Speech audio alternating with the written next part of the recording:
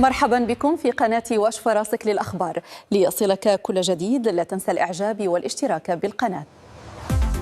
شهدت منطقة جرف الروم التابعة لقرية أركمان بإقليم الناظور مساء الأربعاء حادثاً مأساوياً أودى بحياة شابة وأدى إلى إصابة شاب بجروح خطيرة بعدما سقطت دراجة نارية رباعية العجلات كواد من أعلى منحدر صخري في ظروف ما تزال غامضة.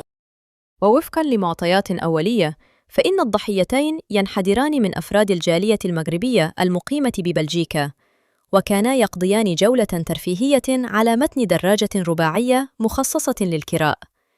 وتشير المعلومات المتوفرة إلى أن الشابة التي كانت تتولى قيادة الدراجة فقدت السيطرة عليها لأسباب لم تعرف بعد، قبل أن تنحرف نحو حافة الجرف وتسقط إلى الأسفل.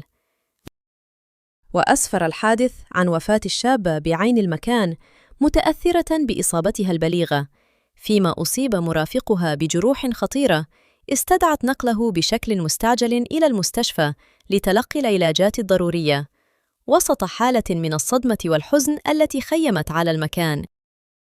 وفور إشعارها بالحادث انتقلت السلطات المحلية وعناصر الدرك الملكي والوقاية المدنية إلى عين المكان، حيث تم اتخاذ الإجراءات القانونية اللازمة ونقل جثة الضحية إلى مستودع الأموات، بينما باشرت الجهات المختصة تحقيقاً للكشف عن ملابسات الحادث وتحديد أسبابه والمسؤوليات المحتملة.